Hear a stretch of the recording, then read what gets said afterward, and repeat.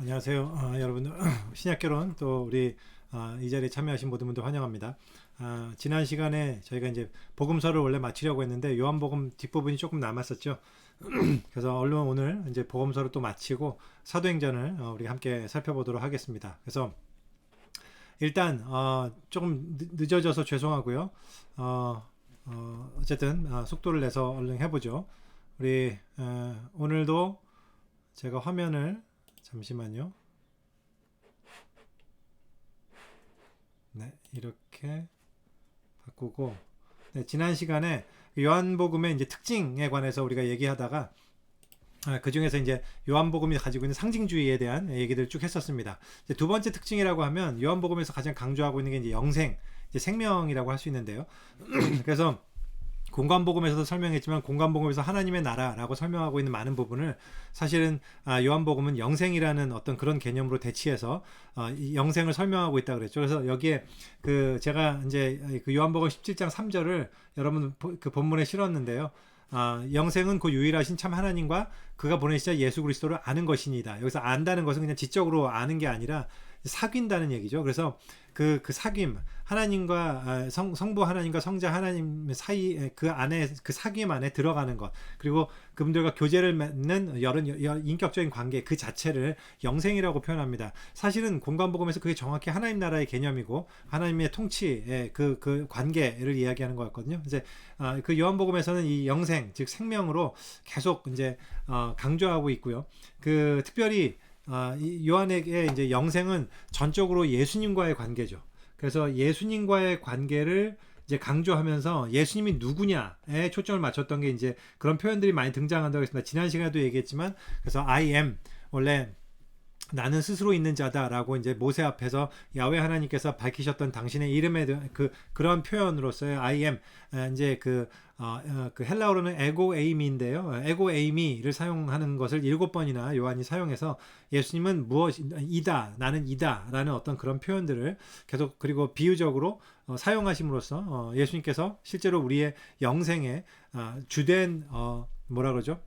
주인, 그러니까 우리의 영생을 주시는 우리가 관계를 맺어야 할 유일한 대상이라는 것을 계속 밝히고 있습니다. 그래서 7번에 많은 분들 잘 아시다시피 이제 생명의 떡이고 세상의 빛이고 나는 양들의 문이고 또 선한 목자고 또 부활이요 생명이고 길이요 진리요 생명이고 또 참 포도나무다.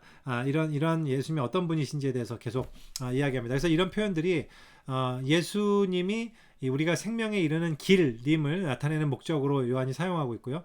그럼 생명이란 것은 아까 조금 전에 영생이란 것은 우리가 하나님과의 관계라고 얘기했지만 사실은 그게 어떤 면에서는요. 하나님의 심판 때 믿는 사람들이 얻게 될 이제 구원을 우리가 얘기하기도 하죠. 그래서 우리가 모두 죄 가운데로 죽어가는 가운데 어두움 가운데 그대로 있지만 그 결과 이제 하나님 심판을 받게 될 텐데 우리가 그 구원자로 오신 예수님 안에 예수님이 어떤 분이심을 알고 그 안에 우리가 이제 관계를 맺음으로써 그 길을 따라서 구원을 얻게 됨을 요한이 계속 강조하고 있는 부분이 이제 영생입니다. 요한복음의 또 네 번째 특징이라고 하면 성령에 대한 강조인데, 성령은 사실 지난 시간에 누가복음에서도 얘기했죠. 누가복음도 굉장히 성령을 강조한다 그랬잖아요. 근데 이제 성령의 역할에 대해서 요한복음은 좀 다른 방식으로 성령을 강조해요. 그러니까 누가복음 같은 경우는 예수님이 성령으로 충만한 분이셨고 또 이 성령께서 계속 함께 하셨고 성령을 보내셔서 그 성령으로 이 제자들이 계속 예수님의 사역을 할 수 있게 하시는 권능의 분, 어떤 이런 분으로서의 성령의 역할을 계속 강조했다면, 이 요한복음에서는 특별히 바람처럼 일하시는, 그래서 바람과 호흡, 이 루아흐, 그 우리 히브리어로는 이 영이 루아흐거든요. 그 바람이란 뜻이기도 하고요.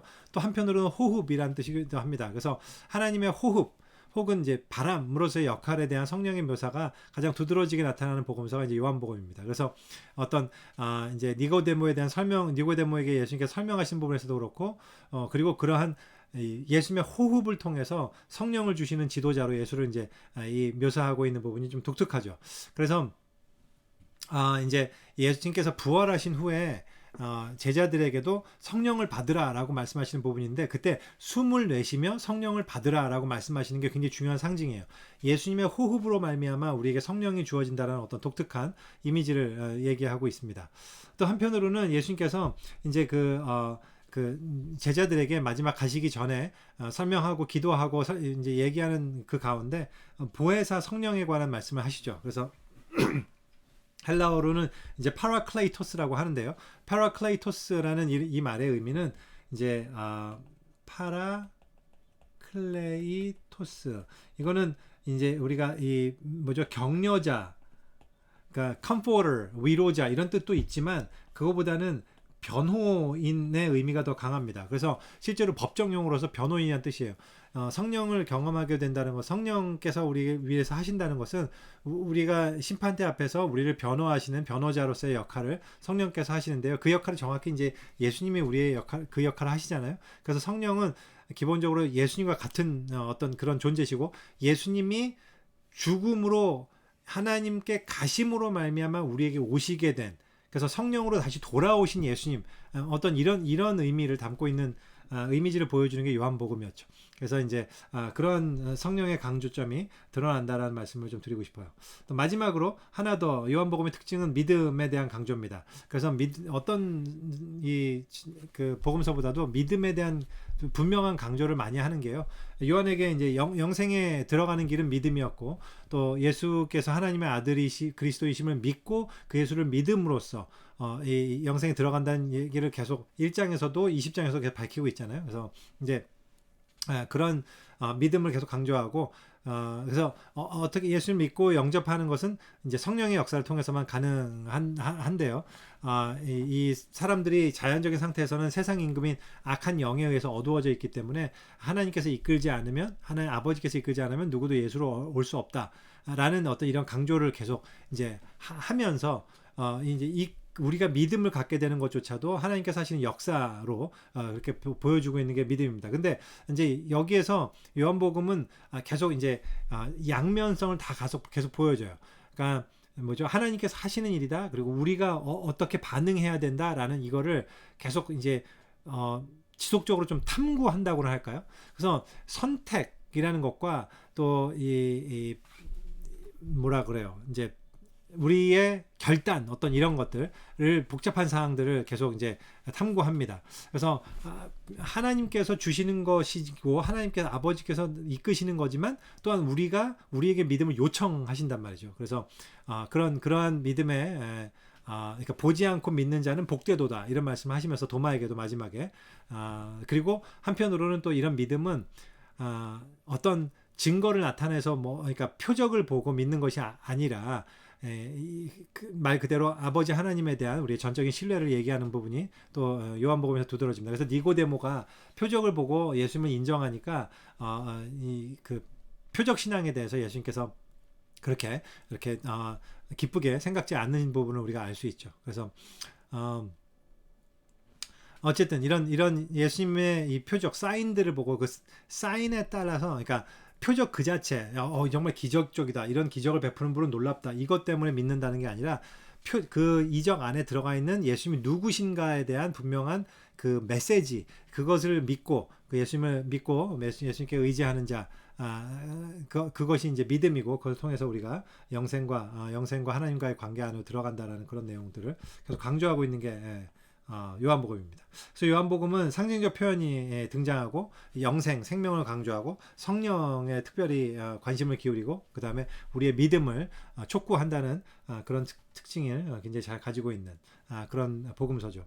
마지막으로 이 요한복음이 우리에게 주는 도전이 있다면, 첫 번째는 예수의 신성에 관한 겁니다. 그래서 현대사회의 특별히 도전이죠. 예수를 단지 인간으로만 보고 신으로 보지 않고 있는 그런 자들에 대해서 반박하고, 예수님이 하나님이심을 계속 변증하는 그런 대표적인 복음서가 이제 요한복음이잖아요. 그래서 이 시대에 우리의 예수에 대한 현대인들의 이 인식에 대해서도 대단히 중요한 도전을 주고 있는 게 요한복음이라고 생각합니다.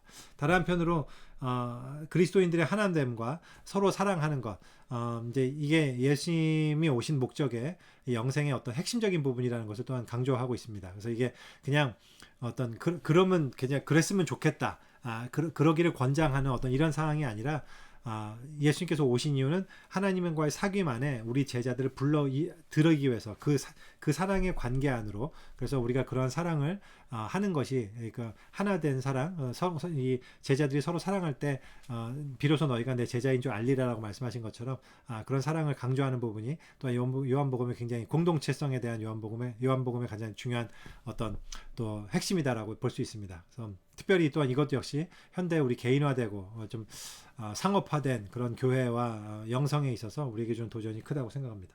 또한 영생이 무엇이냐? 영생은 여기서 떠나서 하늘에 가서 어떤 누리는 영생 복락이 아니라 기본적으로 지금 이 자리에서 살아계신 하나님과 예수 그리스도와 친밀한 관계를 누리는 것, 그것이 우리의 영생이고 그게 우리의 이제 영성이기도 합니다.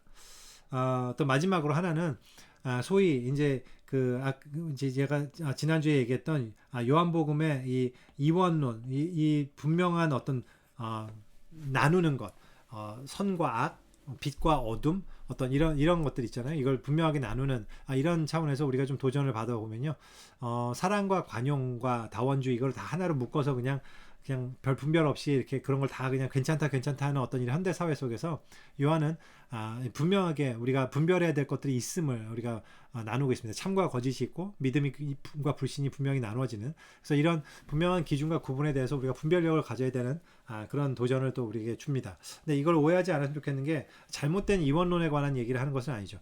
이 세상을 그냥 우리의 태도, 세상을 악하게 보고 그러니까 어떤 이런, 그러니까 세상과 상종하지 말고 어떤 이런 얘기가 아니라 실제로 이 궁극적 결말에 대해서 분명히 나눠지는 그 결과가 분명하게 다르다라는 얘기를 분명히 하고 있는 겁니다.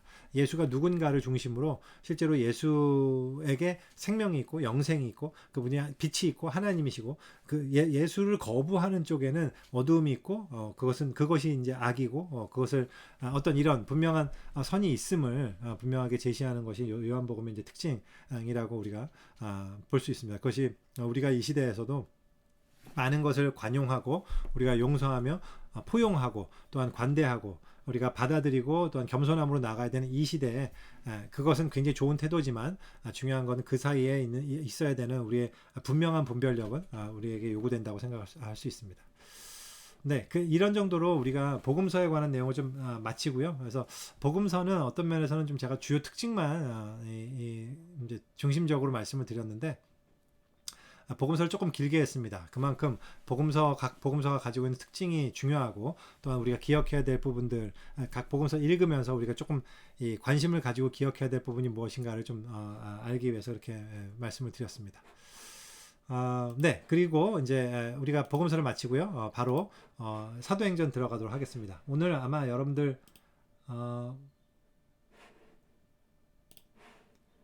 이 사도행전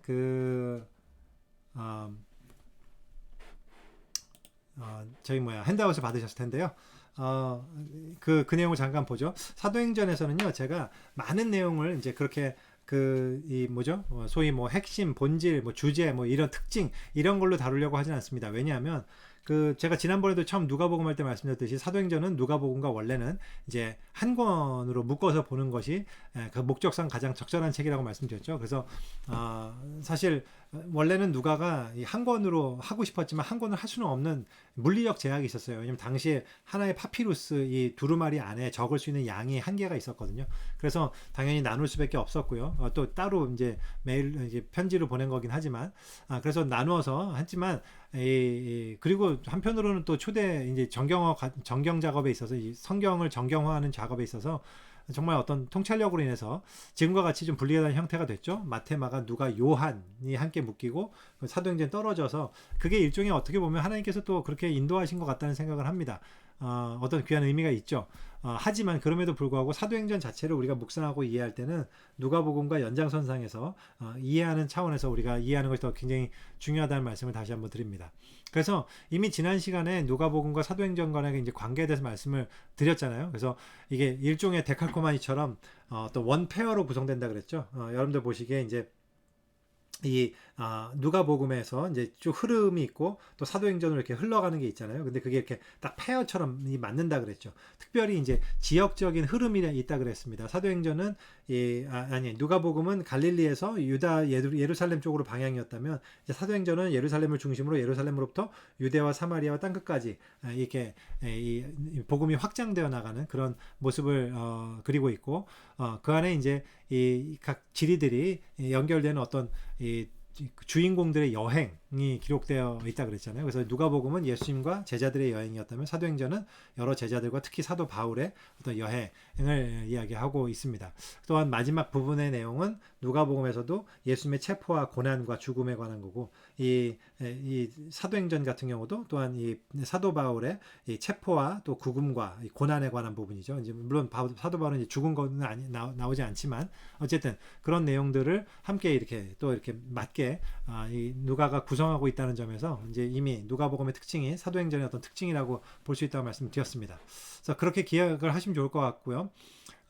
사도행전에 있어서 가장 이제 이해를 하는 데 있어서 가장 중요한 열쇠라고 한다면 이 복음이 예루살렘에서 로마로 전파되는 그 이동 과정 그것 전체를 그거를 그리는 이제 인식하는 게 굉장히 중요합니다. 그래서 그거에 따라서 제가 오늘 사도행전은요. 특별히 어떤 뭐 특징 이런 거보다 사도행전의 내용이 워낙 역사서고 그 자체의 내용만으로 우리가 좀 함께 읽어 나갈 때 이런 정도의 빅픽처를 가지고 그 사도행전의 흐름을 기억하는 게 훨씬 좋기 때문에요. 사도행전 자체의 내용의 흐름을 같이 우리 그 뭐죠? 좀 익숙해지는 그런 시간이 오늘 됐으면 좋겠습니다. 그게 사도행전의 어떤 개괄이자 이제 개론에서 우리가 다룰 만한 내용이라고 생각해요. 그래서 이런 복음이 전파되는 과정 그리고 그 이동되는 이 이동 과정에 따라서 사도행전의 구조는 크게 6개로 이렇게 나눠집니다. 6단락으로. 그래서 이게 이거 우리가 임으로 나누는 게 아니라 이 누가가 이 장치를 뒀어요. 그래서 이 마지막 절들이 일종의 어떤 사인입니다.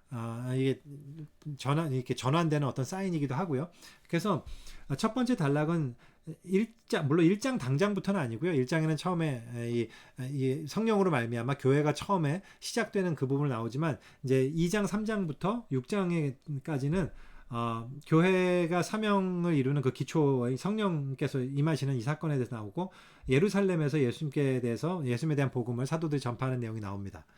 그리고 그 두 번째로는요. 이제 6장부터 9장까지는 인근의 유대와 사마리아로 복음이 전파되는 그런 내용이고요. 잠시만요. 자. 그리고 이제 9장에서 12장까지는 복음이 최초로 이제 이방인들에게 전파되는 내용이 나와요. 그러니까 그 유대와 사마리아가 6장부터 9장까지 내용이었다면 여기서 이제 9장부터는 소위 흩어진 사람들이 이제 교회에 핍박이 일어나고 흩어져서 사람들이 이방인에게까지 전파하는 그런 내용이 담겨 있습니다. 특별히 11장의 고넬료 사건, 그 내용이 이제 이 베드로가 이 성령 이렇게 말씀을 전함으로써 고넬료에게 성령이 임하는 그래서 이방인들이 하나님의 백성이 되는 그런 사건을 기록하고 있는 게 이 부분이고요. 또 거기서 이제 이방인 이 사도로서 활약하게 될 바울이 회심하는 사건이 요게 등장하게 되죠. 그리고 이제 네 번째로는요, 아시아의 이방인들에게 이제 복음이 전파되는, 그래서, 이 아시아의 이방인들이라 하면, 이거는, 이 사도 바울의 1차 선교여행을 통해서 소아시아 지방, 갈라디아 지방과 거기에 복음이 전파되는 그런 내용을 다루고 있다는 얘기입니다. 그리고, 이 중간에, 이런 이방인들에게 복음이 전파되는 내용을 교회적으로 인증할 거냐 아니냐의 그 굉장히 중요한 공의회가 예루살렘 공의회가 열리게 되는데 그게 이제 15장의 내용이 되죠. 다섯 번째는 복음이 이제 아시아에서 유럽으로 확장되는 내용입니다. 근데 이 부분이 바로 이제 사도 바울의 2차 선교여행과 또한 3차 선교여행이 이 부분에서 다루어지고 있는 부분이고요. 이 마게도냐 환상을 본 이후에 사도 바울이 이 아시아에서만 복음을 전하는 게 아니라 소위 그 뭐예요, 유럽 마게도냐, 그러니까 빌립보 이쪽, 지금으로 따지면 그리스 이쪽 지역까지 이제 전파됨으로써 소위 복음이 유럽 지역으로 전파되는데 가장 큰 영향을 발휘했던 그 내용이죠. 그래서 그게 5번째 단락이고요. 마지막에는 복음이 드디어 세상 제국의 중심인 로마에 도달하게 되는. 그래서 사도 바울이 예루살렘에서 체포되고 구금된 이후에 가이사에게 호소하고 로마로 가서 드디어 로마에서 복음이 전파되는 이런 내용을 사도행전이 담고 있어요. 그래서 이게 사인이라는 게 마지막 이게 어떤 일종의 표지라는 게 이런 겁니다. 여기에 하나님 말씀이 점점 왕성하여 제자의 수가 많아지고 허다한 사람들도 이 도에 복종했다. 어떤 이런 표현들이 등장하거든요. 그래서 여기도 9장에도 이 단락을 마무리할 때 갈릴리와 사마리아 교회가 든든히 서가고 수가 더 많아졌다. 12장 이때도요. 하나님의 말씀이 흥왕하여 더해더라.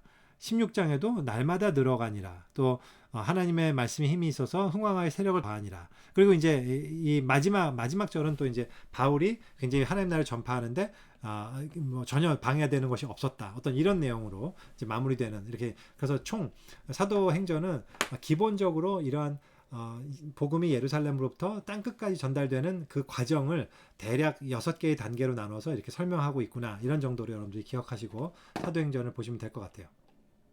그래서 참고로 이제 1장부터 12장까지는 주로 베드로 중심. 그러니까는 그게 아무래도 그럴 수밖에 없는 게 지역적으로도 예루살렘과 이제 유대 땅을 중심으로 하다 보니까 그렇죠. 근데 이제 13장부터 28장까지는 사도 바울의 중심입니다. 이방인의 사도로서 사도 바울이 그래서 복음을 전하는 이 내용을 담고 있죠. 그래서 사실 주요 주제가 뭐 여러 개 있죠. 제가 지난번에 사도행전의 주제는 누가복음의 주제랑 거의 동일하다고 할 수 있어요. 그래서 다시 반복하지 않겠습니다. 왜냐하면 누가복음 때 얘기했던 뭐가 있었죠? 예언이 성취되는 것, 그다음에 또 구원, 그리고 이제 성령의 역사, 어떤 이런 것들을 제가 강조를 드렸잖아요. 사도행전도 똑같습니다. 그래서 이제 그런 것들이 초대교회 역사 속에서 어떻게 이루어지는지 우리가 이런 이야기 속에서 좀 발견하면 되고요. 다만 오늘 여기서는 제가 한 가지만 좀 강조하고 싶은 게요. 사도행전이 특별히 강조하고 있는 주요 주제 중에 하나가요. 복음을 막을 수 있는 게 없다라는 어떤 이런 굉장히 주된 핵심입니다. 그래서 복음의 능력이라고 볼 수 있는데요. 복음은 하나님에 의해서 시작되었고 또한 이 그리스도를 통해서 표현된 것이고 성령님의 권능으로 이루어지는 어떤 역사이기 때문에 이 복음을 방해할 수 있는 것은 아무것도 없다라는 것을 요소요소에 거듭거듭 이 누가가 밝히고 있어요. 그래서 여기 보다 보면 3장 5장에서 예루살렘의 유대 지도자들도 이 복음을 막을 수 없었고요. 또한 이 사도 사울처럼 나중에 바울이 됐지만 사울처럼 기독교 박멸에 아주 열심을 가지고 핍박을 하는 유대인들조차도 복음을 결코 방해할 수 없었고 또 헤롯과 같이 또한 심지어 이 11장에는 예루살렘 교회 이게 이제 고넬료 사건 때문에 서로 막 갑론을박이 벌어지는. 근데 예루살렘 교회조차도 복음의 능력을 막을 수는 없었고 또 헤롯과 같은 어떤 세상 지도자들도 막을 수 없었고 또한 교회 내의 유대주의자들도 막을 수 없었고 나중에는 나아가서 이제 과격하고 이기적인 이방인들 많거든요. 그들도 막을 수 없었고 더 나아가서 이 자연현상, 이제 폭풍도 만나고 뱀에게 물리기도 하고 막 사고를 당하기도 하고 막 이런단 말이죠. 그것조차도 복음을 막을 수 없어서 복음은 힘있게 아주 이렇게 힘있게 뻗어나갔다. 그래서 마지막 절 역시 바울이 로마에서 아무런 방해를 받지 않고 담대하게 복음을 선포하는 것으로 이제 장면을 끝난단 말이죠. 그래서 복음을 막을 수 있는 것은 아무것도 없다라는 어떤 이런 것을 사도행전에서 굉장히 강조하고 있습니다. 오케이. 그래서요, 이제 이 사도행전의 내용을 오늘은, 그래서 조금 전에도 이제 말씀드렸지만, 다시 한번 사도행전 전체적인 내용을 한번 머릿속에 쭉 개괄해보는 것이 사도행전의 개요에 가장 도움이 된다고 생각합니다. 여러분들이 많이들 읽어보셨겠지만, 다시 한번 사도행전의 내용이 어떤 거였는지, 이러이러한 내용들을 다시 한번 리마인드 할 수 있었으면 좋겠어요. 그리고 특별히 뒤에 이제 사도 바울의 선교 여행 부분에 있어서는 제가 이제 지도를 가지고 여러분들이 함께 이 지도의 사도 바울의 1차 선교 여행, 2차 선교 여행, 3차 선교 여행, 그리고 마지막 로마로의 여행의 이 과정, 경로를 기억하고 경로 자체에서 중요한 핵심되는 사건만 기억하면요. 정말 사도행전 전체를 이루는데 굉장히 도움이 됩니다. 그래서 그 부분을 오늘 같이 하도록 하겠습니다. 일단 첫 번째 사건부터 정리하면 교회 탄생의 부분이 이제 1장과 2장에 나오죠. 그래서 이 주요 사건을 정리하는 거는 아까 전에 제가 6개의 구분점이 있다 그랬잖아요. 그거는 전체적인 내용의 구분점이고요. 실제로 이제 주요 사건은 거기에 딱 일치하진 않습니다. 그래서 주요 사건은 사건별로 다시 한번 정리해 보는 게 좋을 것 같아서 이렇게 별도로 정리했습니다. 교회의 탄생이 1장과 2장에 나오고요. 여기는 예수님의 승천과 지상 명령으로 인해서 이제 시작됐고요. 오순절에 성령의 강림했죠. 다락방에서 제자들이 모였을 때 성령의 강림함으로써 이들이 이제 권능을 입게 되고요. 그때 베드로가 설교해서 3천 명이 회개하는, 그래서 한순간에 메가처치가 탄생하는 이런 모습을 그려져 있는 부분입니다. 그래서 초대교회의 모습이 잘 나타나 있는데, 초대교회의 모습, 이거를 존 스타트 목사님은 이렇게 4가지로 나눴어요. 그래서 제가 존 스타트 목사님의 말씀을 그냥 이렇게 인용한 건데요. 배우는 교회, 사랑하는 교회, 예배하는 교회, 전도하는 교회. 이것이 사실은 어떻게 보면 우리 교회의 교회론의 어떤 핵심적인 모습으로 우리가 정리할 수 있을 것 같아요. 배우는 교회란, 초대 교회는 반드시 사도들의 가르침의 터 위에 서 있고 그 말씀의 가르침에 가장 집중했다라는 것이 굉장히 중요하죠. 사도들의 터 위에 서 있다라는 거예요. 우리가 잊어서는 안 되고요. 교회의 핵심은 거기에 있다는 것을 기억하고요. 사랑하는 교회였다. 교제와 이 나눔. 그래서 함께 나누고 서로 물건을 통용하고 이랬잖아요. 굉장히 서로 사랑하는 교회였고요. 또 예배하는 교회, 기도와 찬양이 끊이지 않고 항상 기도하기에 힘쓰는 그런 교회였고, 전도하는 교회, 계속해서 복음을 전하고 구원의 역사가 펼쳐지는 그런 교회였음을 또 이제 이야기하고 있습니다. 그래서 그런 모습을 우리가 좀 배울 수 있고요. 1, 2장에서 나타나는 성령에 대한 레슨을 좀 생각을 해보면요. 한 가지는 이겁니다. 성령이 충만하면 반드시 나타나는 역사가 2가지가 있어요. 그것이 뭐냐면 예수 그리스도가 드러난다는 것 하나고요.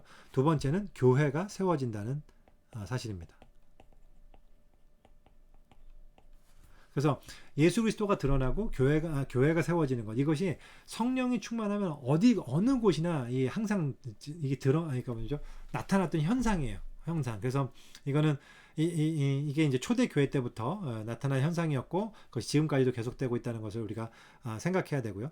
한 가지 더는요, 이 교회는 성령의 강림으로 시작했다라는 것을 우리가 기억하면 좋겠습니다. 그래서 성령님은 한마디로 교회의 생명이에요.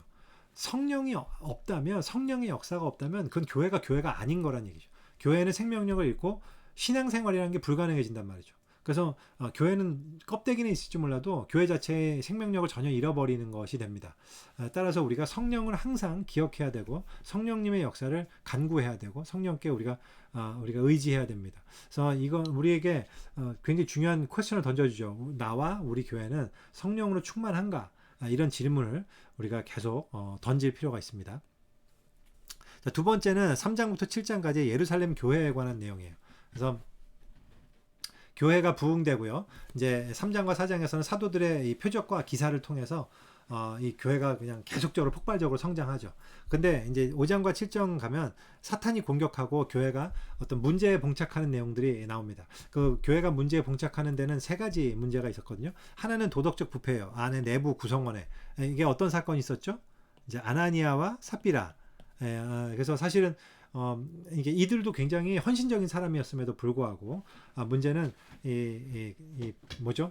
자신들의 욕심에 의해서 거짓말을 하고 성령을 속이려 했던 이런 시도가 이때 시작이 됐단 말이죠. 그래서 이거 굉장히 마음이 아픈 일입니다. 그래서 몰라요. 이게 아나니아와 삽비라가 그러면 천국에 못 가고 그냥 지옥에 갔느냐? 저는 잘 모르겠어요. 어쩌면 하나님께서 시범적으로 이걸 굉장히 중요하게 여기고 교회의 순결을 세우기 위해서 이 사건을 본보기로 했지만, 사실 아나니아와 삽비라가 나쁜 놈들이 아니었단 말이죠. 그냥 교회를 세우기 위해서 나름대로 굉장히 애썼어요. 굉장히 자기 거를 바쳐서 헌신했던 사람이고, 다만 다 바치지 않았는데 다 바쳤다라고 했던 것 뿐이에요. 그만큼 남아있는 아주 일말에, 그러니까 아나니아와 삽비라에 비해서 우리는 훨씬 더 부패했죠. 그래서 생각해보면 아나니아 삽비라를 우리 욕할 사람은 아무도 없습니다. 다만 우리가 그만큼 이 도덕적 순결성이 얼마나 교회에서 중요한 요소가 되는지를 또 생각해 볼 수 있는 거죠. 2번째 사탄의 공격은 내부적 갈등이었습니다. 헬라파와 히브리파가 서로 이 갈등이 생긴 거였죠.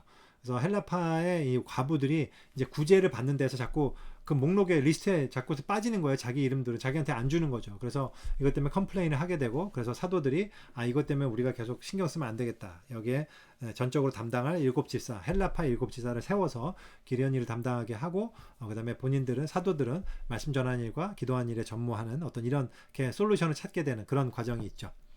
또 세 번째는 외부의 핍박입니다. 그래서 대대적으로 핍박이 일어나고, 특별히 이때 가장 큰 사건으로 7집사 중에 한 명이었던 스데반의 순교가 이때 이루어지죠. 그리고 순교에 가장 적극적으로 순교를 시켰던 가해자의 대표가 바로 이제 사울이었음이 이제 이 내용이죠. 그래서 어쨌든 그래서 이게 사탄의 공격이었는데, 이 일로 인해서 예루살렘 교회가 결국 이제 흩어지게 됩니다. 사람들이 막 도망가게 되고, 그래서 흩어지게 됐는데, 그 흩어짐으로 말미암아 나타난 결과가 굉장히 하나님께서 역사하시는 거였죠. 그래서 8장부터 12장까지 이제 유대와 사마리아까지 어떻게 복음이 전해지는가에 관한 내용이 이제 등장합니다. 그래서 교회가 흩어졌지만 흩어진 사람들로 인해서, 특별히 이제 또 7집사 중에 한 명이었던 빌립이 전도함으로써 사마리아의 교회가 시작이 되고, 거기에 굉장히 사마리아 사람들이 많은 이제 침례를 받고 예수를 믿게 되는 역사가 일어납니다. 그 중에 한 명이 이 마술사 시몬이었는데, 마술사 시몬도 참 보면은 훌륭해요. 왜냐면 그전에는 빌립이 오기만 전만 해도 마술사 시몬이 자기의 마술로 인해서 사람들 추종자를 많이 이끌었거든요. 그래서 놀라운 마술을 보면 사람들이 막 너무 마술사 시몬을 좋아하고 그랬는데, 빌립이 전도하고 난 다음에 이 사람들이 모두 빌립만 말씀을 듣고 하나님의 권능을 경험하기 시작했어요. 그럼 보통 사람이 어떻겠습니까? 기분이 안 좋겠잖아요. 근데 마술사 시몬은 안 그랬어요. 이 빌립을 보고 정말 이거야말로 놀랍다 하고 빌립을 믿었단 말이죠. 그리고 침례까지 받아요. 그래서 놀랍지 않습니까? 그런데 이 나중에 이제 이 사도 베드로와 요한이 와서 이 안수할 때 이 사마리아에 성령이 임하게 되죠. 그때 그걸 보고 이 마술인 시몬이 본성이 좀 드러나게 됩니다.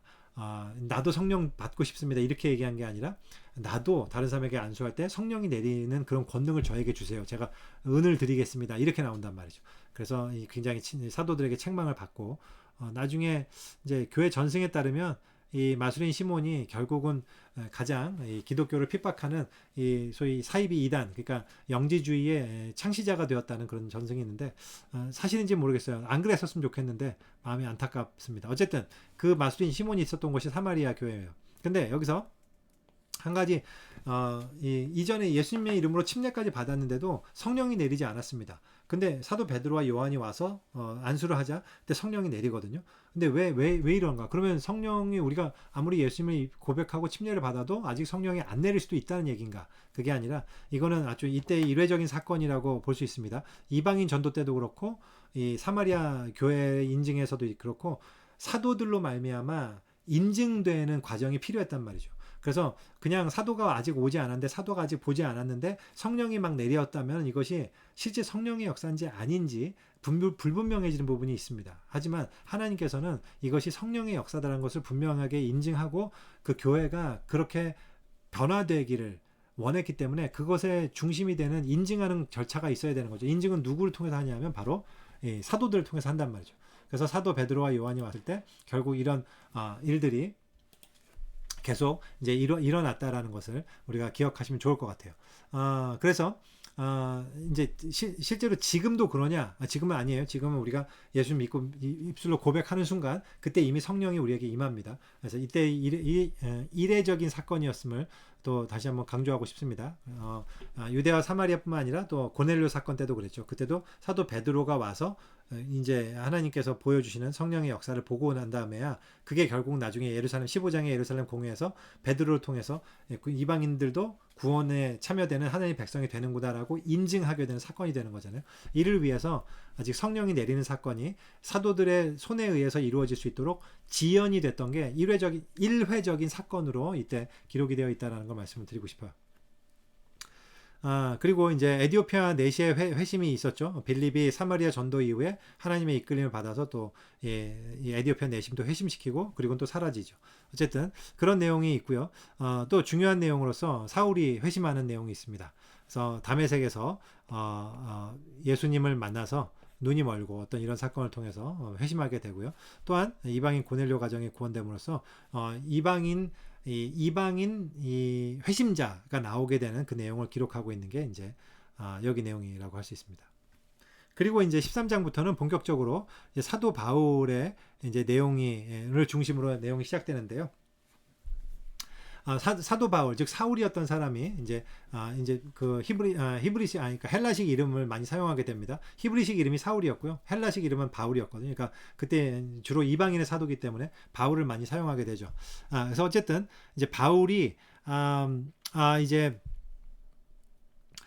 바울과 바나바가 안디옥 교회에서 이제 바나바가 초대해서요 바울을 안디옥 교회의 어떤 교사이자 어떤 리더로 세웁니다. 그래서 안디옥 교회에서요 여러 명의 교사들이 있었는데 그 중에 가장 뛰어난 교사였던 바울과 바나바를 세우고 이들을 선교사로 파송을 하게 돼요. 그래서 이때부터 소위 이제 1차 선교 여행이 시작되는데요. 자, 그러면 여기서부터는 여러분들이 뒤에 받으신 이 지도를 통해서 좀 설명을 했으면 좋겠습니다. 마지막 장, 여러분들이 이 지도에 여러분들은 1차 선교여행, 2차 선교여행, 3차 선교여행 이런 거 모두를 그냥 한 지도에 그려셔도 되고요. 아니면 여러분들 이 프린트를 마지막 장은 그냥 여러 장 해갖고요. 따로 표시하셔도 상관없습니다. 뭐 여러분이 좋으실 대로 하시면 좋겠습니다. 자, 일단 1차 선교여행부터 보죠. 자, 1차 선교여행 이 그림들을 여러분들이 꼭 기억을 좀 하시면 좋겠어요. 1차 선교여행은 이걸로 해볼까요? 네, 초록색으로 먼저 해보겠습니다. 안디옥은 어디냐면 여기 있습니다.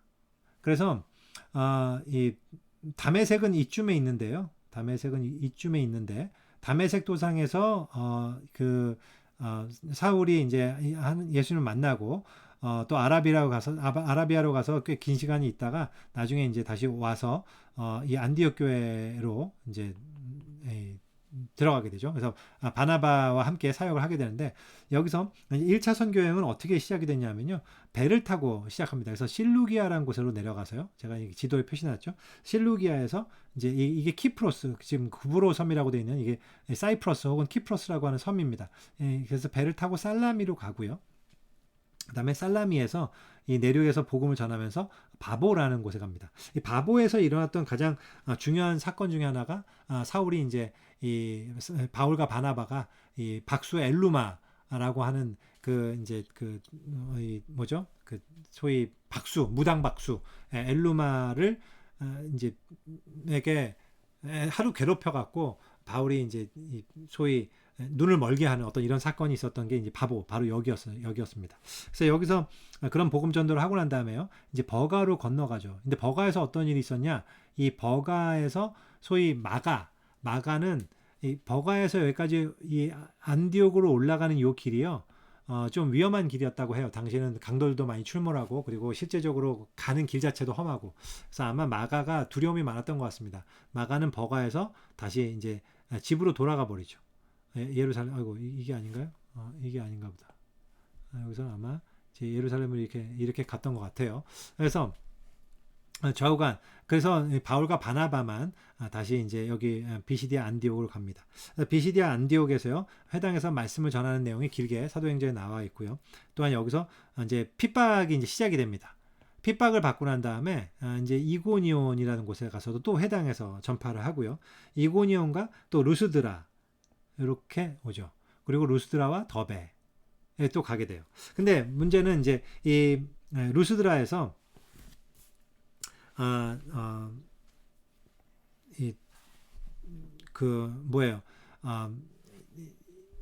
비시디아 안디옥과 이고니온에서 사도 바울을 반대했던 유대인 회당의 유대인들, 그들이 그러니까 사도 바울이 전하는 그 복음의 내용에 대해서 듣기 싫어하고 굉장히 거기서 적대했던 유대인들이 루스드라에서 있을 때 루스드라에 와서 돌로 치죠. 그 사건이 이때 벌어지거든요. 그래서 루스드라에서 사실 사도 바울이 이제 안진뱅이도 고치고 거기서 굉장히 큰 역사가 일어나요. 그랬는데도 불구하고 이제 이 유대인들이 와서 돌로 칩니다. 그래서 돌을 맞아서 성 밖에 해서 이 돌무더기가 되고, 그래서 사람들이 죽은 줄 알고 이제 그냥 갔는데 거기서 제자들이 둘러싸이는 사이에서 사도 바울이 다시 일어나잖아요. 그리고는 또 이 성에 들어가고 또 더베까지 가요. 그래서 또 더베에서도 복음을 전하는 이런 내용이 나와 있습니다. 정말 놀랍죠? 그래서 그 정도로 굉장히 이제 이 사도 바울의 어떤 복음의 그 열정을 우리가 볼 수 있는 부분이 이런 부분입니다. 그래서 루스드라에서는 안진뱅이 고치고 난 다음에 사람들이 이제 제우스와 헤르메스다. 이 바나바는 제우스고 이 사도 바울은 헤르메스다. 막 이러면서 추종했는데 그걸 맞고 막 이랬던 사건도 여기서 벌어진 사건입니다. 그래서요, 이거 더베에서 복음 전하기 마치고 다시 원래 있던 곳으로 이렇게 돌아가요. 그래서 저는 이게 사도 바울도 정말 대단하다는 생각을 합니다. 이렇게 돌을 맞고도 거기에 있는 사람들하고 마주칠지도 모르는데 이렇게 이렇게 대단하게, 잠깐만요, 이거 조금만 이걸로 하겠습니다. 그래서 더베로 갔다가 다시 루스드라, 이고니온, 이렇게 비시디아 안디오까지 다시 오고요. 사람들 다시, 그리고 여기서 이제 버가로 와서 여기 아탈리아, 제가 표시한 거 여기 지도 중에 아탈리아에 와서 여기서 배를 탑니다. 그래서 배를 타고 이제 다시 수리아 지방의 이제 안디옥으로 돌아가는, 이게 1차 선교 여행이었습니다. 그래서 1차 선교 여행이 이제 13장과 14장 그 두 장에 나와 있고요. 그래서 안디옥 교회에서 바울과 바나바를 파송한 이후에 이들이 이제 했던 선교 여행의 여정이 이와 같습니다. 13장과 14장의 이 내용이고요. 근데 한 가지 참 여기서 안디옥 교회에서 바울과 바나바를 파송했다는 사실로부터 우리가 얻을 수 있는 굉장히 중요한 레슨이 이런 거입니다. 교회의 존재 이유는 선교다. 어떤 이렇게 알 수 있죠. 안디옥 교회는요, 여러 지도자들이 있었지만 그 중에서 가장 뛰어냈던 두 지도자를 선교를 위해서 파송했다는 것은 우리가 조금 생각해 봐야 됩니다. 그래서 선교하지 않는 교회는 죽는다. 이런 것들을 우리가 생각해 볼 수 있고요. 어쨌든 바울과 바나바는 그 자기의 역할에 걸맞게 굉장히 충성되게 이렇게 훌륭한 선교 여행을 했다라는 것을 우리가 좀 볼 수 있죠. 그래서 이렇게 이게 1차 선교 내용이었고요. 1차 선교가 끝난 후에 제가 이걸 다시 다 지우겠습니다.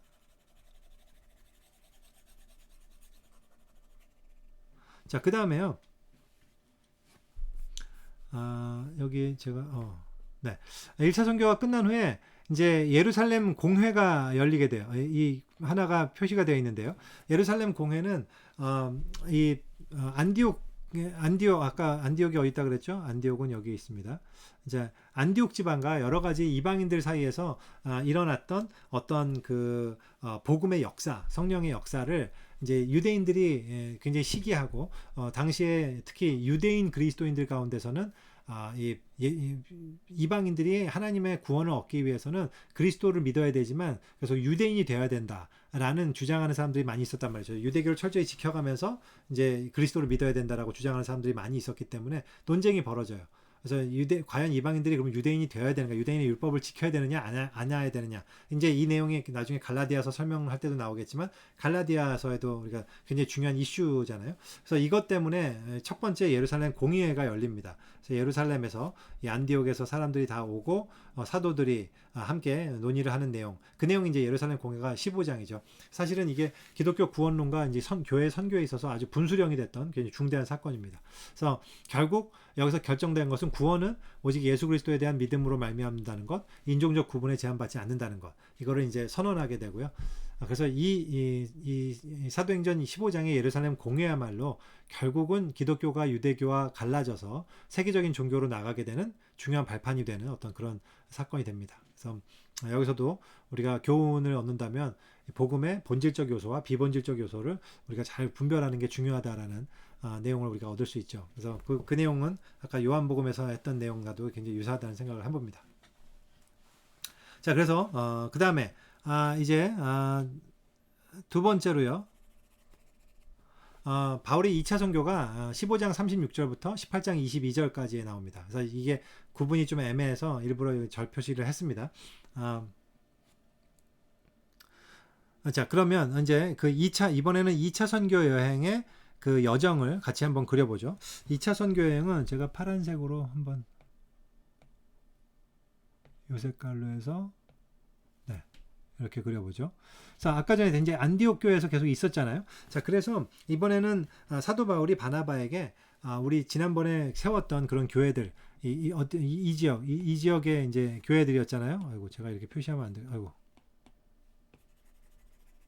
이 지역의 교회들이었는데, 자, 이 지역의 교회들이 얼마나 잘 쓰는지, 서 있는지 우리가 다시 한번 확인하러 가자.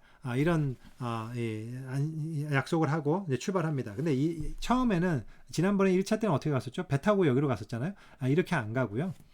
이번에는 육로로 갑니다.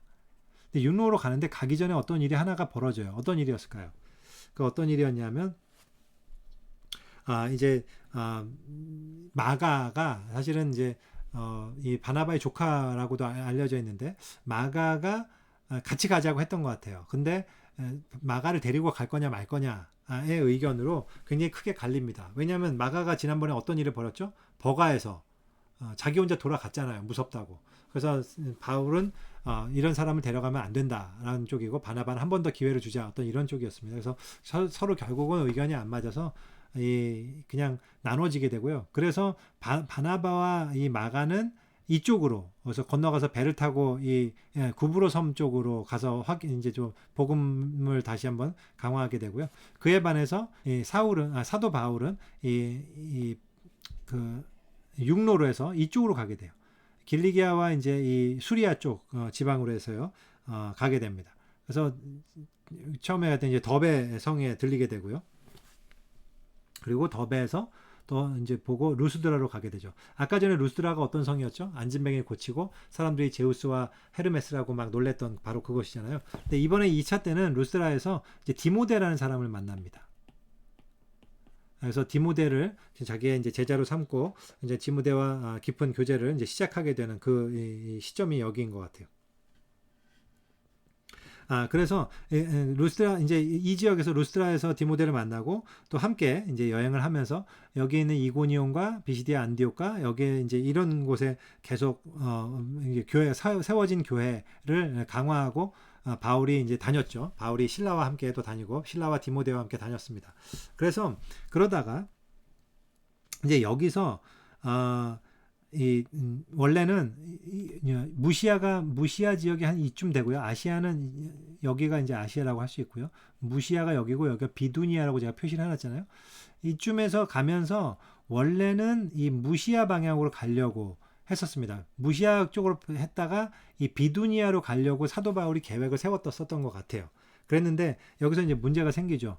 여기에 이제 보면 16장에 사도 바울이 계속 이쪽으로 가려고 하는데 잠시만요. 그게 16장이었는지 15장이었는지 제가 정확히 기억이 안 나는데 어쨌든 그 내용 중에 여러분 잘 아시다시피 일로 가려고 계속 노력을 하는데 하나님 성령이 막으시고 예수의 영이 막으시고 허락지 않으시는지라 이러죠. 그래서 여기서 계속 주춤 하고 있다가 그때 뭐 어떤 일이 생기죠? 그게 이제 마게도냐의 환상이었잖아요. 마게도냐 환상 중에 마게도냐 사람이 일어나서 서서 손짓하면서 우리를 와서 도우라라고 하는 것을 사도 바울이 보게 되죠.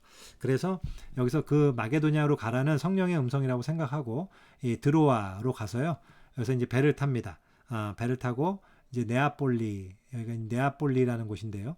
네아폴리에 도착해서 이제 이 마게도냐는 요거죠. 여기가 마게도냐였습니다. 거기에 첫 성이었던 빌립보에 가게 됩니다. 그래서 빌립보에서 어떤 일이 있죠? 빌립보에서 우리가 잘 아는 두아디라 성의 자주장사 루디아를 만나서 첫 번째 이방인 회심자가 이 마게도냐 지방에서 나오는 루디아가 되죠. 그리고 거기서 이제 또 귀신 들린 여종을 치료하게 되잖아요. 그래서 이 귀신 들린 여종이 원래 점치는 자였는데 뭐 귀신이 쫓아나고 나니까 점을 못 치게 된 거예요. 그래서 어떻게 되죠? 거기 있는 주인이 열받아 갖고 막 바울을 고소합니다. 그래서 바울이 감옥에 갇히게 되죠. 그래서 빌립보 감옥에 갇힌 사건이 바로 여기에 등장하는 거잖아요. 그래서 빌립보 감옥에 갇혀서 거기서 이제 근데 지진이 일어나고 그 사건으로 빌립보의 간수가 집안의 모든 이 자기 가족들과 함께 이 예수를 믿고 구원을 얻게 되는 이런 사건이 일어나는 게 이제 바로 여기서 빌립보에서의 사건이죠. 그래서 그 빌립보에서 또 복음을 전하고 데살로니가로 가서 복음을 전하고 또 여기서도 마찬가지로 회당에서 전하니까 유대인들이 시기하고 또 이렇게 해서 막 이 핍박을 합니다. 그래서 다시 베레아로 와서 이 베레아의 회당에서 또 전하고 이런 내용 그리고 그러다가 이제 이 아덴으로 와서요. 이 아덴에 와서 아테네 사람들 소위 아테네 뭐죠? 거기가 아레오바고였나요? 거기서 사도 바울이 막 이제 복음을 전하는 내용. 그게 이제 17장에 등장하는 내용입니다. 그리고 다시 고린도에 와서 이 고린도에서 1년 6개월을 보내면서 이 고린도라는 곳에서 이제 아굴라와 브리스길라를 만나죠. 그리고 거기서 1년 6개월 보내면서 이제 복음 전도의 사역을 계속 해나갑니다. 그래서 그러고 난 다음에요. 여기서 이제 배를 타고 에베소로 건너가서요. 에베소에서 다시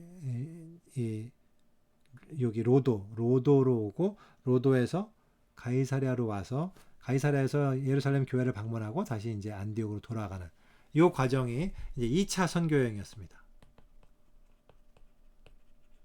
그래서 이 2차 선교는 어떻게 루트로 이루어졌고 어떤 일들이 있었는지 이런 것들을 여러분들이 간단하게라도 이제 기억해 두시면 이 사도행전에 있는데 굉장히 중요한 도움이 됩니다.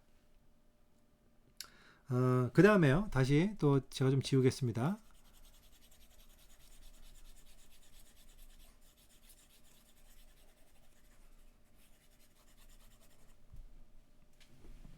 자, 그 다음에는 또 안디옥에서 잠깐 있다가요. 다시 사도 바울은 정말 열정적이었던 것 같아요. 그렇게 오래 있던 것 같지는 않습니다. 물론 뭐 성경에서 본문만 짧게 나왔을 수도 있지만 일단은 세 번째로 그래서 다시 또 성도들이 어떻게 열심히 하고 있는지 또 보기 위해서 다시 3차 여행을 또 겁니다.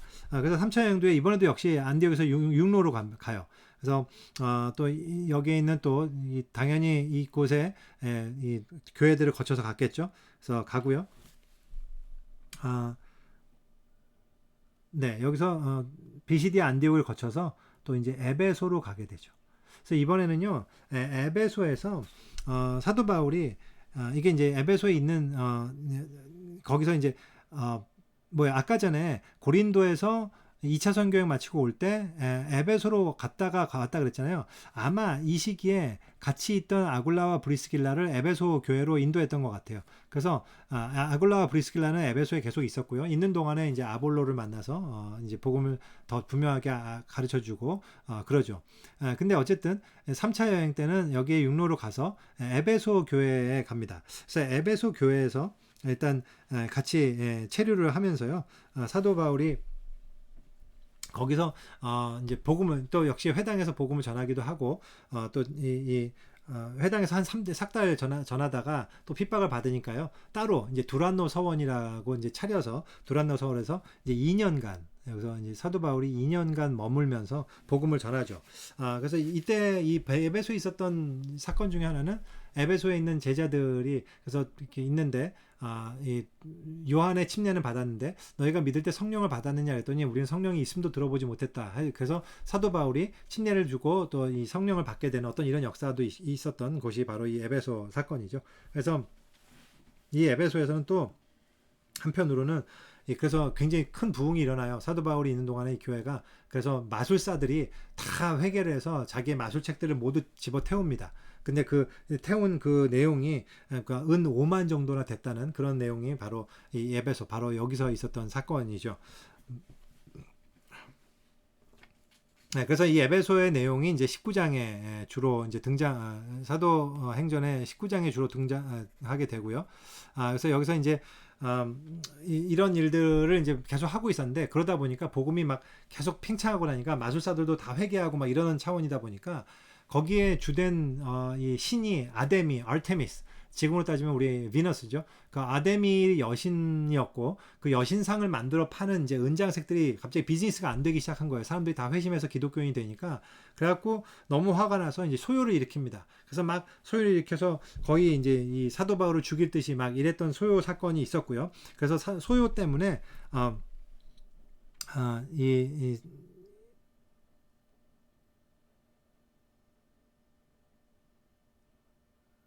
네, 그렇죠. 혹시 제가 착각했나 싶었습니다. 맞아요. 그래서 바울이 그래서 다시 이제 마게도냐 지방으로 갑니다.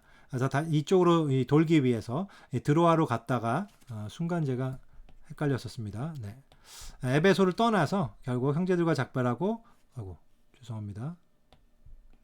에베소에서 2년간 머물러 있다가 이제 드로아를 통해서 또 빌립보로 가고 또 역시 데살로니가 베레아 여기 있는 형제들을 보면서 당연히 이제 또 계속 아테네와 또 고린도까지 와서 있게 되죠. 그래서 이 3차 여행이 계속 이렇게 왔는데요. 문제는 고린도에서 여기서 좀 머물고 있다가 원래는 배를 타고 이제 가려고 했었는데 그때 음모를 듣게 돼요. 사도 바울을 죽이려는 음모를. 그래서 배를 타면 위험하겠다 싶어서 다시 육로로 돌아갑니다.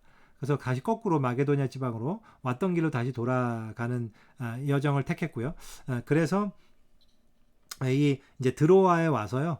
드로아에 3차 여행을 마치고 3차 여행 도중에 마게도냐 지방에 다시 돌아와서 들어와서 왔을 때 그때 벌어진 일이 이제 유두고가 들어와 어떤 거기서 이제 다락방에서 이 사도 바울이 밤새면서 말씀을 전할 때 유두고가 그 이제 창문에 걸터 앉았다가 떨어져서 죽었다가 사도 바울이 다시 안수함으로써 다시 살아나는 그런 사건이 있었던 때가 바로 이 드로아 여기에고요. 이 드로아에서 그래서 이제 이 배를 타고 이, 육로로 그 에베소로 간 게 아니라 배를 타고 밀레도로 갑니다.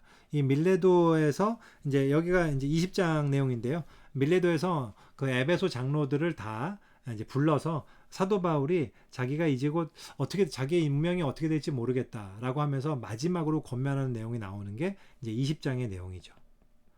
이 20장의 내용이 참 눈물이 나는 게 눈물 날 뿐만 아니라 특별히 우리 목회자들이라든지 사역자들에게 굉장히 중요한 도전을 주는 것이 사도 바울의 소위 목회관이 아주 잘 드러나 있는 장이기도 해요. 그래서 눈물로 호소하고 그런 내용입니다. 그래서 이제 여기서 이제 마지막 인사를 마치고 그리고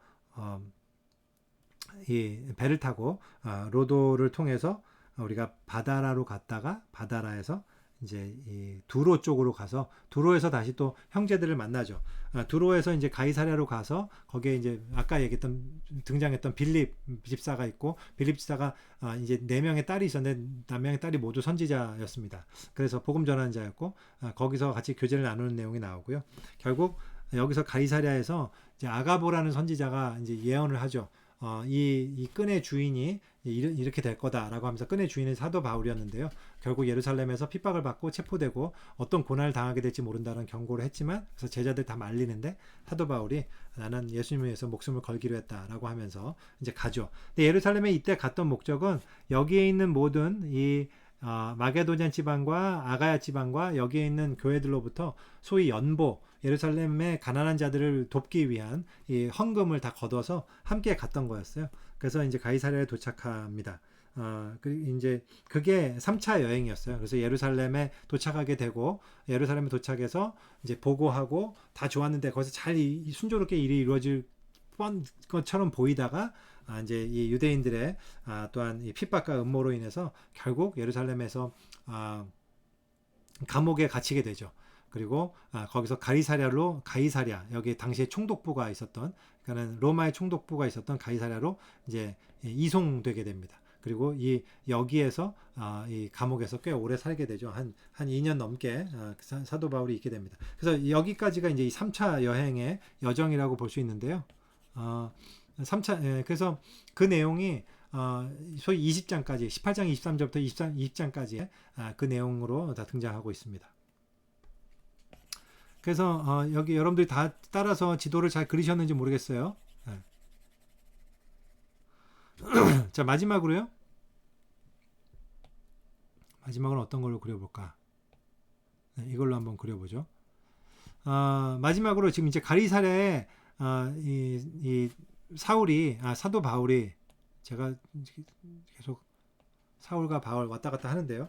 어쨌든 그냥 알아서 들으십시오. 사울이라고 해도 바울이라고 해도 아무 상관없습니다. 참 한 가지 참고로 그 어떤 분들이 이제 사울이 회심한 이후에 바울이 되었다라고 이렇게 표현하는 분들이 있는데 그렇게 적절한 표현은 아닙니다. 그러니까 사울이 바울이 된 게 아니고요. 사울과 바울은 모두 둘 다 갖고 있던 이름이에요. 그러니까 이 유대식 이름과 히브리식 이름과 이제 이 뭐죠? 헬라식 이름일 뿐입니다. 지금 시간이 저희가 벌써 1시간 다 돼 가는데요. 그래도 이 그림이니까 요거까지는 해야 될 것 같아요. 자, 그래서 마지막 이제 로마 이 가이사랴 지방에 이제 이 구금돼 있던 내용 구금이 돼 있는 내용이 이제 구금이 돼 있었죠. 그래서 그 부분이 이제 21장부터 시작이 되는데요. 결국 이제 21장부터 시작된다기보다는 예루살렘에 방문하고 거기서 이제 이제 체포가 되고 구금이 되는 어떤 이런 장면들이 모두 21장부터 나오는 내용이에요. 그래서 거기에 산헤드린 공의 앞에서 이 사도 바울이 이제 증언을 하게 되는데 그때도 막 많은 막 모욕을 받게 되고 또 이후에 이 가이사랴에 있다가 가이사랴 법정에 서게 되죠. 그래서 총독 펠릭스 앞에서 총독 펠릭스요. 우리 한국말로는 벨릭스라고 돼 있는데 벨릭스 총독 앞에서 이 유대인의 변호사들과 함께 또 이 뭐죠 그 논쟁을 같이 하게 되고요. 그래서 가이사랴에서 꽤 이제 그 오랜 시간 동안에 2년 동안에 벨릭스 앞에서 우리가 뭐죠 있게 돼요. 그러니까 그냥 구금된 상태로. 왜냐하면 벨릭스가 그냥 풀어줘도 되는데 안 풀어줬거든요. 2년 동안 자기 묶어두고 유대인들을 위해서 유대인들에게 워낙 이제 욕을 먹고 있으니까 있는 걸 아니까요. 벨릭스는 사도 바울을 보호하는 차원이기도 하고 또한 유대인들을 요동케 안 하려는 차원에서 계속 가이사랴 뭐죠? 감옥에 계속 구금하고 거기서 이제 사도 바울의 말씀은 또 이제 많이 듣습니다. 벨릭스가. 그러다가 총독이 바뀌죠. 베스도 총독으로 바꾸고 영어로는 페스투스인데요. 바뀌고 그게 이제 베스도 총독 앞에서 또한 이제 호소하는 부분이 있고요. 그리고 26장에 가면 이제 헤롯 아그리빠 왕 앞에서도 사도 바울이 이제 호소를 하고 이러죠. 그래서 그 내용이 25장과 26장에 나오는데요. 그러다가 결국 사도 바울이 이제 베스도 총독이 예루살렘에 가서 다시 한번 증언하겠냐 이런 얘기를 듣고 그렇게 안 하고 전 가이사에게 호소하겠습니다. 그럽니다. 당시에 가이사에게 호소한다는 얘기는 이제 황제 앞에서 호소했다가 만약에 이제 이 황제 앞에 간다는 얘기는 둘 중에 하나예요. 풀려나든지 아니면 죽든지 뭐 이런 겁니다. 그런 정도로 절체절명의 어떤 거기에 자기가 걸겠다라고 한 거였는데요. 그래서 가이사에 호소하는 바람에 풀려나지 못하고 이제 이 소위 로마로 가는 이 죄인 수송선에 타게 되죠. 그래서 이걸 통해서 로마로 가는 마지막 여행이 시작이 됩니다. 그래서 이 로마로 가는 그 여정은요 이렇게 돼요. 예루살렘에서 이제 가이사랴에서요 배를 타고 가게 되죠. 배를 타고 가는데 이제 배가 이제 이런 옆에를 둘고 뭐죠? 그냥 막 가는 게 아니고요. 배는 어떻게 돼요? 배는 이런 섬이라든지 육지를 옆으로 두고 가게 됩니다. 그러다가 이제 그레데 섬에 도착하게 돼요. 근데 그레데 섬에 도착했는데 그레데 섬에 이제 여기가 이제 미항이라는 곳이고 제가 표시는 안 했는데 여기가 미항이라는 곳이고요. 또 이쪽이 이 피닉스라는 곳입니다. 이 한국말로는 베닉스라고 되어 있는데 이게 소위 영어로 피닉스잖아요. 근데 여기서 미항에 있다가 이제 피닉스에서 이제 과동하자, 겨울을 낳고 가자라고 했는데 이 선장이 말을 안 듣죠. 그래서 출발을 합니다. 근데 바로 여기에 이 가우다라는 섬이 여기 눈에 보이지는 않지만 가우다라는 섬이 있는데요.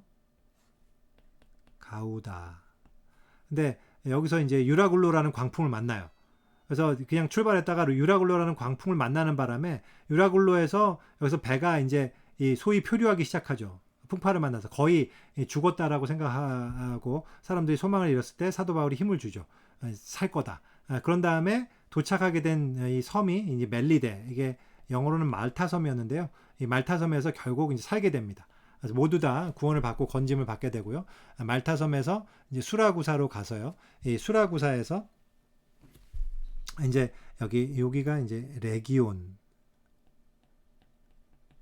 제가 마저 표시하는데 레기온이라는 곳으로 가고 레기온으로 이제 알렉산드리아 홀을 타고 이제 레기온으로 가고 레기온에서 다시 여기에 있는 브디올, 가서 거기서 이제 아비오 저자와 삼관 그리고 로마를 통해서 결국 이제 로마에 도착하게 되는 이 여정이 이 마지막 로마로의 여정입니다. 이게 사도행전의 마지막 사도 바울의 여정이라고 볼 수 있죠. 그래서 여러분들 이게 잘 보이시나 모르겠는데 특별한 여정은 아니니까요. 간단하게 적어봤습니다. 네, 그래서 제가 설명을 안 드린 게 네, 그 정도로 설명을 드리면 될 것 같아요. 그래서 다시 이제 그 내용이 로마 여정이 이제 21장부터 28장까지 내용 나오고요. 여기 이 내용은 다 설명을 드렸죠. 그래서 여기에 제가 아그리빠 왕에 대한 것을 별지참조라고 얘기 드렸는데 별지참조 해보면 별지 여러분들이 받으신 별지 한번 보시면 제가 이거를 여기에 표시를 안 했네요. 제가 이렇게 보여드릴 수 있을 것 같아요.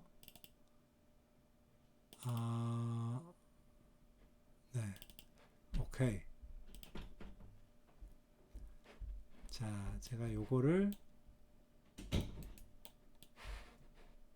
들어와서 여러분들한테 잘 보이시죠? 보이시나요? 잠깐. 띵. 네, 이렇게 보면 되겠네요. 그래서 제가 이걸 따로 설명을 안 드리려고 그래요. 여러분들이 제가 이거 다 제가 여러 자료를 참고해서 만든 겁니다.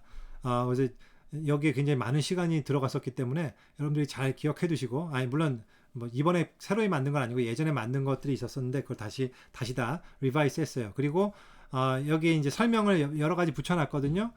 그래서 대로부터 시작해서 이 아내가 누구였고 성경의 복음서에 등장하는 헤롯이 누구고 뒤에 이제 여기가 잘 보이시나요? 제가 이거를 여기 그릴 수가 있는가 잘 모르겠네. 이걸로 그릴 수 있나요? 여기 있는 이 헤롯 아그리빠. 여기가 이제 소위 아까 맨 마지막 사도 바울이 마지막에 그 로마로 압송되기 전에 그때 증언했던 그 대상이죠.